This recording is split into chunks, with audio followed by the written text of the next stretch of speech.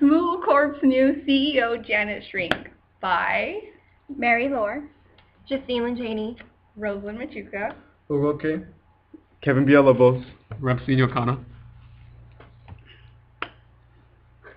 So these are our recommendations.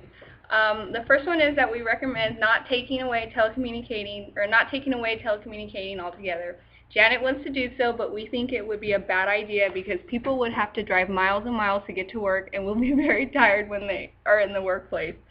Gas money is also something that is measured here, as driving somewhere far to and from will be the result of sacrifice of cash for gas.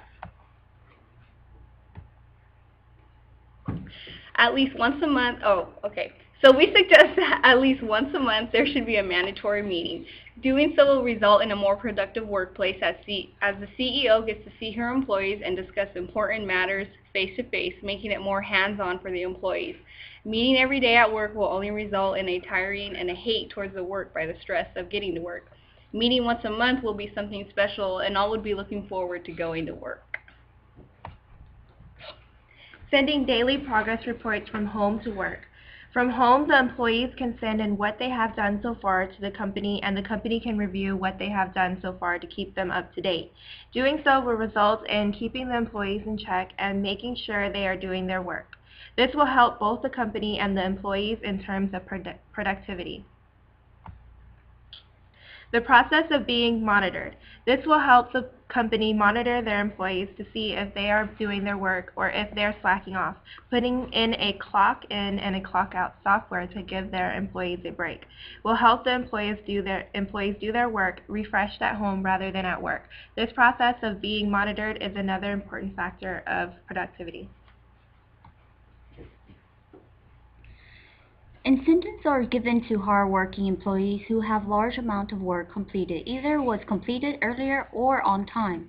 They also get recognized and get to be put on the employee of the month list, where this can help them get future promotions. So the more an employee is on this list, then the more chance they can get promotion. Making a workplace a much more desirable place to be. This will help the employees feel more at home and thus making the workplace much more productive. This is a benefit for both the company and the employees in terms of excelling in the progress of the work and development. The reasons why we thought this was a bad idea was because people don't like change. In other words, people were so adapted to their workplace that not being there will result in a failure to perform on their standards. Everyone has the inspiration to help them push and excel in their job, and workplace is something that affects the employees in terms of being adapted to their environment. Also, another bad idea was there's only a small percentage, 6% of the employees working at home. Making a big change for a small percentage of the employees does not sound like a good idea. The small percentage of the workers might be programmers and they might need that time at home. A third bad idea is the overhead will increase with more people working at the company. There will basically be more expenses, such as toilet paper, for example. Yeah! Also, more wear and tear from softwares and accessories in the workplace would be an issue as well. The first good idea that we came up with was the CEO will actually know that they are working when the employees are in the workplace of the company. She will keep them in check and make sure they are doing their work and not procrastinating. This is an important factor due to the studies of employee distractions in the workplace and the procrastination.